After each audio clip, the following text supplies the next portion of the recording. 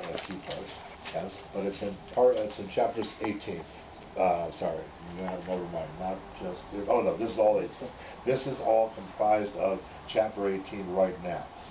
And I looked up how many times the word Yisroel was in chapter 18. Now remember, 18 is all about Yitro is going to meet up again with Moshe. We'll talk a little more about Yitro in a few minutes and introduce him. But right now we're just saying there are pasukim here. I have dots after some of these to say I'm skipping some pasukim because I'm not going to write all the pasukim. There's quite a few to chapter 18. But I'm going to write only the ones that have the word Yisroel or any prefix to Yisroel there. There's only prefixes. So you see in Parshat Aleph, there's a the Yisrael, right? And to Yisrael, whatever. And then Yisrael's there again, and it's there a bunch of times. There's also le Yisrael. Since there's differences, and the fact that we have repetition of Yisrael, I wanted to know what's in some of these things. So I have it below. Yisrael is used 6 times here in this mini parsha. It's a mini parsha. It ends with a pei, because afterwards they're going to be getting to Har Sinai, or at least the area of Har Sinai. So the word Yisrael is used 6 times, 4 times as Yisrael, and the total there is 2164. Once as the Yisrael, and that's 577, and once as le Yisrael, as 571. When you add all this together, you get an amazing number, 3312. And what's that number equal to? It's equal to 16, which is a nice number, 4 times 4, right? Times 207. And what's 207? Light. So since it's Yisrael, and it's giving us light, then Yisrael must be the light. All right? And by the way, we also know that that's true when you look at the beginning of the Torah, because Pasuk 3 and 4 of the beginning of the Torah, Pasuk 3 says, Vayomer Elokim Yihi Or Vayi Or, and Pasuk number 4 starts with Vayar Elokim Et HaOr Kitov, and goes on to talk a little more about the Or and the Choshev in Pasuk number 4 of the Torah. So if you look at the words, and we're going between words of sentences now, but the end of the third Pasuk are the words Yihi Or. Vayihi Or, and there was light. And the beginning of the fourth pasuk says, Vayar Elokim, which means, and God saw. Well, what he saw the light. It's going to even say that. If I take those 4 words together, it's the first place that Yisrael is in the Torah. The gematria of those 4 words is Yisrael. And we've seen that before. I don't know if you guys have seen it or not, but I don't know if you were here in the class when I did it, but I used to do it. I know Belton has seen it before, and maybe Herman also, I'm not sure. And I've repeated that a number of times. But here we see, also clearly, Yisrael is the light. And we see it through having this 6-time usage of the word Yisrael, happens to be a multiple of light, which we will see again. Now, there's one more part I want to say, and that's the number 3,312 is also even to this. This is only more modern. I don't know if even it's in the Talmud, but it's certainly probably post-Talmudic, but it is these words, because you don't need to give the wife the ring in the Talmud, you need to give her something of value. They're asking something worth at least a few prutot, I'm sure. If you give her a pruta today, she'll probably be mad. At any rate, it's not worth very much. But at any rate, you have to give her something of value. This is not the ketubah, this is something of value for getting married. Because remember, getting married is done in one of 3 ways. And one of the 3 ways is through a purchase. So in a certain sense, we own you. No, I'm just kidding. No, not really own you. But we have to give something of value, right? And one of the other ways is through sexual intercourse. Yes, it seems weird, but, you know, common law marriage, whatever, living and being with the woman, this is actually an acquisition. And it's called an acquisition, purchase, but it's not a purchase like you may think. So it's value, purchase, and I don't remember the third one's probably more important, but whatever it is, there are 3 ways. And we're just talking about one here. So we say this line, Hare at mekudeshes li b'tabat zu kedas Moshe Yisrael. With this ring you are wedded to me in accordance with the law of Moshe in Israel. Right? In other words, that's what the man says to the woman, right, when you got married the first time, whatever times there were, maybe once, I think it's twice, I'm not going to go through it, maybe once, whatever it was, but I know you got married for sure. So when he got married, he said that to his wife, and you said it to your wife, and you said it to your wife, and I said it to you, right? I did say it, didn't I? Okay, hopefully I did. If I didn't, we're not married, just kidding. At any rate, so that's the line we say. Guess what? The gematria of that line is again our number, 3312. It happens to be 16 times light. Because there's something about light in getting married also. And, by the way, at the end of Parshas Yitro, Guess why God did what he did in taking us to Sinai and giving us the Ten Commandments? Yes, for our good, but it's also because God is the groom, the husband, and we are the Kala. We combined Yisroel, Klal Yisrael, are the bride of God, right? Don't let them tell you in Catholicism that the nuns are the brides of God, as they call it, of Yashka. They can marry Yashka all they want, but we're the bride. Klal Yisrael is the bride of God. That's pretty big. All of us together, right? Even men, women, everybody. All right? So it's because he marries us. When does he marry us? On Shavuot. That's this week's Parsha in chapter 19 and 20. Mostly 20, but also 19. All right, so that's where we're going to stop. What this about one. Yoshua ben Nun? What about him? Son of a nun. Oh, son of a nun. Nun actually, in this case, is more like a fish. Right, but, okay, all right. Son of a nun. Son of a nun. I keep thinking of a song when you said son of a gun, right? Son of a gun, son of a sailor. All right, whatever. We'll go on. So anyway, the next part is Yitro is the gilgul of Yaphet. This was really for Rachaleah, and she's not here today. She unfortunately didn't feel well. She called us. So we hope that she gets Shleima. I'm sure it may be indigestion or something, hopefully not so terrible. But whatever, she is feeling not well. So she asked me, is Yitro the gilgul, or is Lot, sorry, I'm saying it that way, is Trump the gilgul of Yitro? Is it related somehow to Yitro? I couldn't find any connection. She wanted to know. I couldn't find it. But I did find, it was mostly for this page, Yitro is the gilgul of Yaphet. Remember the Yaphet as in the sons of Noach? The sons of Noach were three. Shem, Ham, and Yaphet, whatever order. Shem, name, right? Ham, meaning violence, Ham.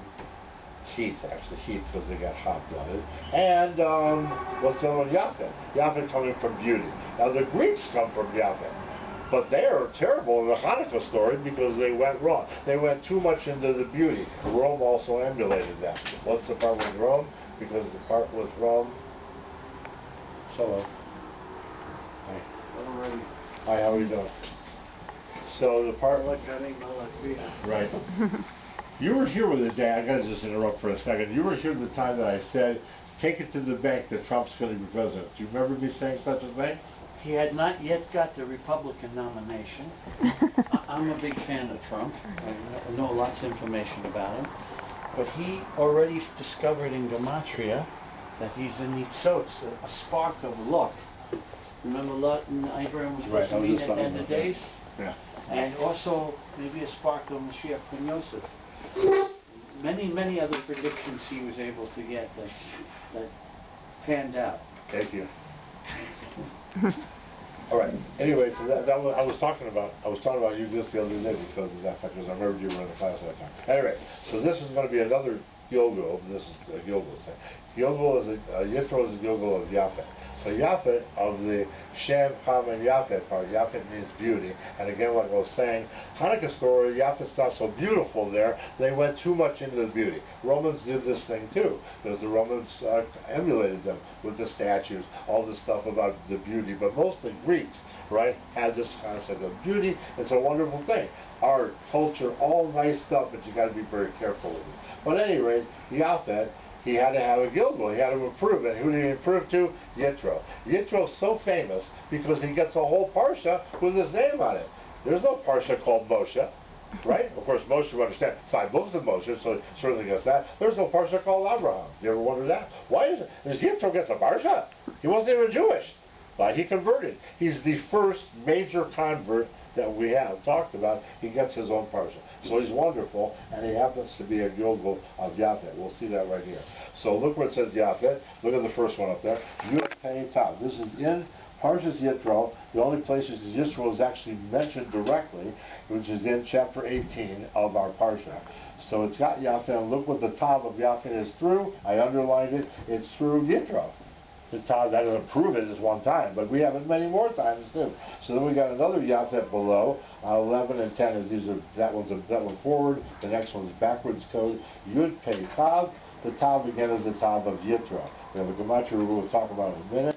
We have another Yitro here on line 12, and that's another Yaphet from the Yud that's on line number 14. That Yud, not the one that's on line 15, sorry. On line 15, we have a Yesh Yaphet, right, there, through that other Yud, right, and goes through that Tav right there. But we also have the Yaphet through the Yud, I believe it's through the Yud, on 15, and the Pei up above that one, and through the Tav on line number 12. But there it doesn't say, it says Yaphet, but it doesn't say Yitro up there. It says Choshen Moshe instead. It's the Tav of Choshen Moshe. Who's Choshen Moshe? It's Yitro. He is the father-in-law of Moshe. There was no other father. Choshen means either son-in-law or father-in-law in modern Hebrew. Therefore, we're here it's used as Choshen Moshe, which means who? Means father-in-law of Moshe, which is Yitro. So here is our introductory part that it is true. And there's also even a gematria word. Hashem mikol ha'elokim ki b'davar asher zeru alehem. Whatever that means, and you can look up in the Torah to see what the translation is, an art scroll, whatever. The eightfold words happens to be the same as the Shema. I didn't write that. I wrote the number. 1118 is the Shema. Shema Yisroel Shem Elokeinu Hashem Echad. And it also happens to be Yitro Hu Yaphet. Yitro Hu Yaphet. Yitro is Yaphet, is the gematria of that group that sits right here in our part, chapter 18. And that's one part. Now we'll go to the Haftorah real quick. How are we doing on time? It's almost 11:15. Okay, I gotta get moving. All right, from the Haftorah, Yitro is Yaphet again, but this time Yitro's not there directly in the Haftorah. In a Haftorah from Yeshayahu about Kadosh, Kadosh, Kadosh, and all that stuff that's in it, Yaphet is there in code, and Yitro is there in code, and they cross. They cross. So watch this. Here's Yitro, here's Yaphet, Yud Pei Tav, you see it, line number, what is that, A, and Yitro goes right through that. I didn't put an underline under the Tav, it goes through the Tav, but the Yud, the Tav, the Resh, the Vav, below it almost is vertical, is Yitro. So Yaphet goes through Yitro again, and a couple of times here. There's another Yitro that goes through another Yaphet further down, at least once or twice more. And then we have our gematria group again, 1118, Yitro Hu Yaphet. That was for Raphael, she's not here. And now to finish all that, Yitro is even coded, only coded in the Ten Commandments. Same Parsha, it's Yisroel's Parsha, he's coded in the Ten Commandments. Why? Because he led to the Ten Commandments. If Moshe was sitting all day judging the people, he would have been too tired to have ever got to the mountain to do the stuff and to get the Ten Commandments. Maybe, I mean, I'm making that up. But still, Yitro's coded a few times, I think 3 times, in the Ten Commandments. So here's the Ten Commandments. We have to start on verse 2, because that's where it starts. We're doing it from the non-Jewishy, I want to state this, as Rose got confused yesterday.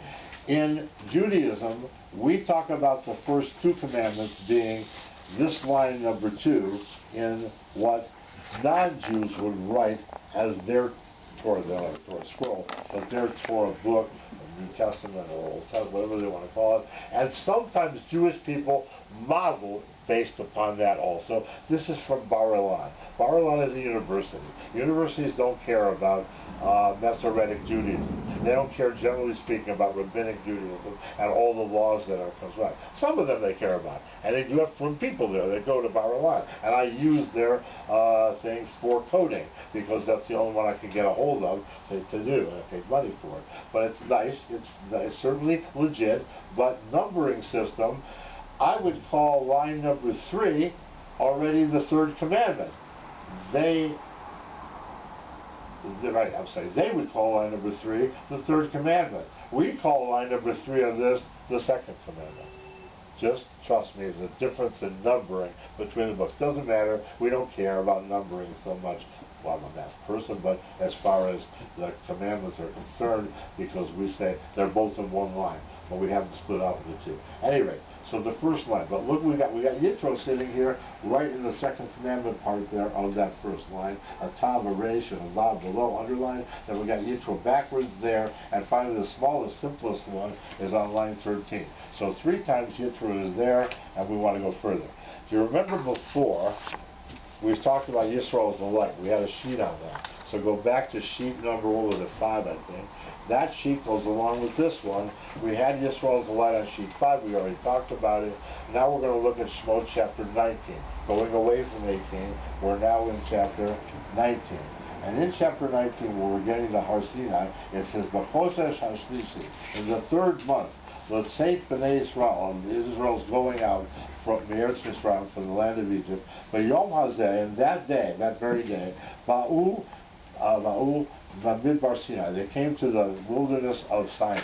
Not Har Sinai yet, there. V'yisum Rafidim, thank you. V'yavo Midbar Sinai, V'yachanu Midbar V'yachan Sham Yisrael Neged Hahar. Basically, they were close to the Har. They're actually right there by the mountain Har Sinai.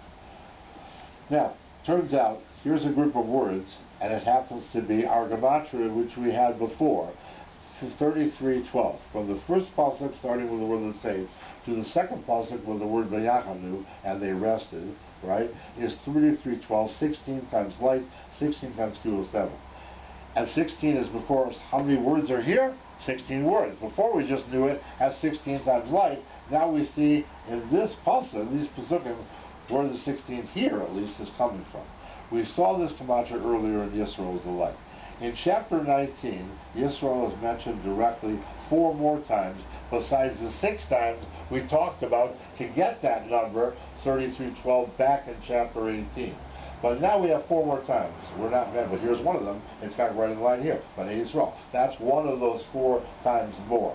But this is just Yisrael, no extra words on it. No extra letters on it, like Lo Yisrael or Gilgul Yisrael. So I can't add them together and make some special gematria group, but I can do this. I can add them to what we had before. So we had how many before? 6. Now we have 4 more. So how many we got? 10. Well, these 10 words, 6 before, and the 4 more, I'm adding now to the 1312, it's on the line, you can see the middle also, I say 3,312 plus 4 times 541. Why did I say that? There's 4 Yisrael. Yisrael is 541. My total now is 5476. What does it happen to be? 4 times 1369. I said, wow, that was this morning. I wrote this morning, this part. I got up early and I wrote it. 4. Why 4? How many Yisraels am I adding to the picture? 4. 4. And 1369 happens to be back in Pasuk 2 of the Torah after the Asnachta. Baruch Elokim berachefet al pnei hamayim. God's doing something about the Bria world of darkness that He already created. We know from Kabbalah He made this world of darkness. It says it clearly from the beginning of the second pasuk. Va'aretz hayta tohu vavohu. It was all messed up and void. Va'choshech al pnei tehom. The pasuk. And darkness was on the face of the deep. It's a dark world. There ain't no light yet. But then what God do? Baruch Elokim merachefet al pnei hamayim. But a spirit of God is hovering over the water. He's doing something about it, proactive, right? He's making some light. He makes light. Yeah, that's the next pasuk. Vayomer Elokim Yehior Vayior is the next pasuk right after that gematria group. So we have that gematria group in our part when we add what? 4 more Yisraels to it. Like we already said before, related to life. Yisrael is always related to life. This is the end of verse 2 of creation, and in verse 3 of creation, Hashem puts light in the world of Bria at that point. Okay, this stuff.